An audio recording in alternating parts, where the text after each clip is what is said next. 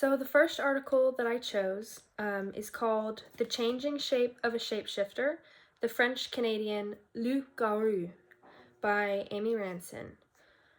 I found this interesting for a number of reasons. What really first caught my eye was the mention of one of my favorite folk tales, which is the story of the Bisclavret, who is a knight who is a werewolf, and his wife steals his clothes and he cannot become human again.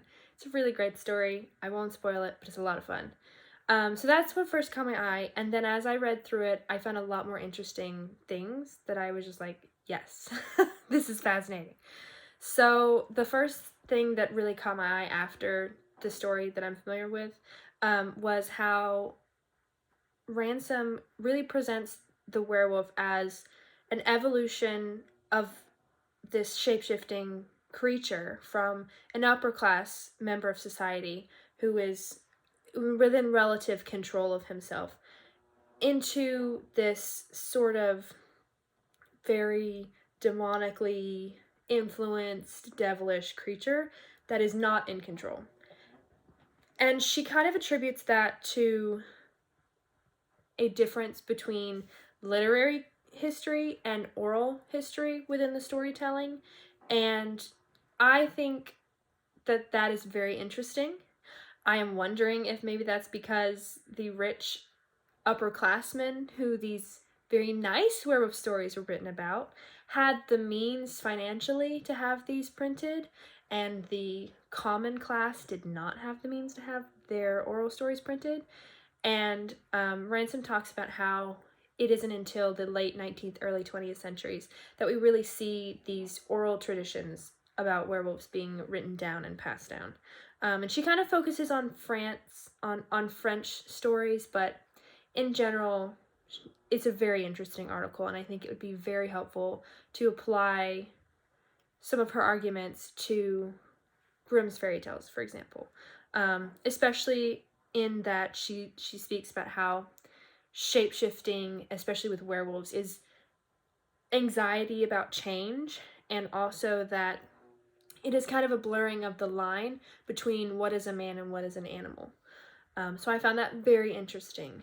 And the second article that I chose for this assignment was called The Shapeshifter in Green, Performing Sir Gawain and the Green Knight by John Gentile.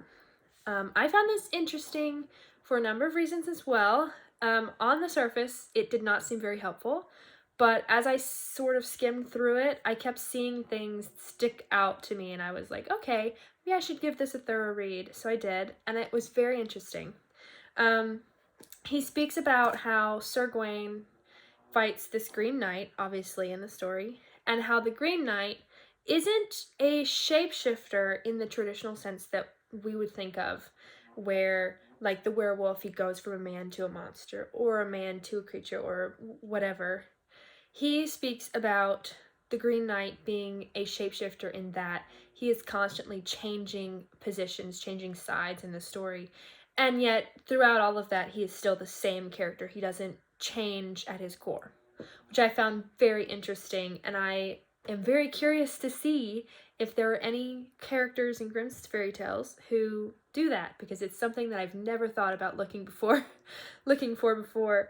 But some of the specific points that he mentioned that I found very interesting were, for example, he says the story doesn't necessarily feature any specific character with the power to shapeshift from man to animal or monster or what have you, but that, like I said, he changes from being a good guy to being a villain to being perhaps someone who's meant to be a moral guide for the characters, for Sir Gawain especially.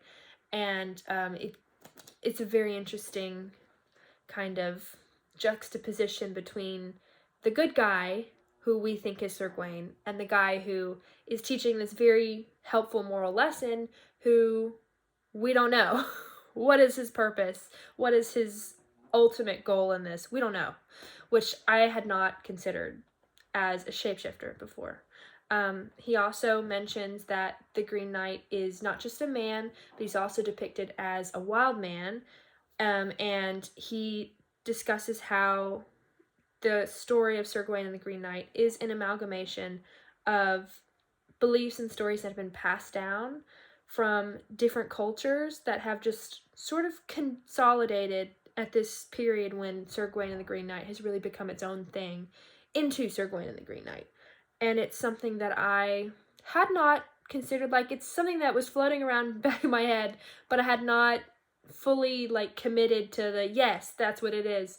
And he mentions how there's Norse heritage within it and there's Celtic characters within it, and it is something that I find very interesting.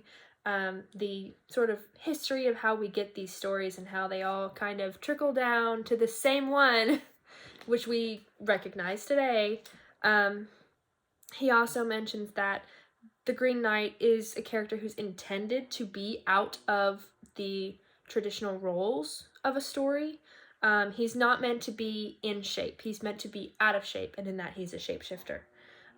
He never really picks one side or another. He's just kind of always in the middle.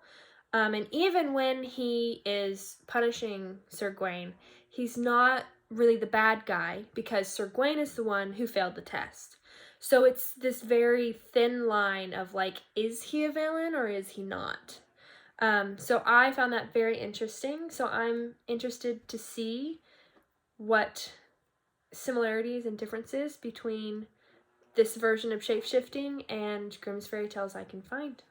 So yes, so those are my articles.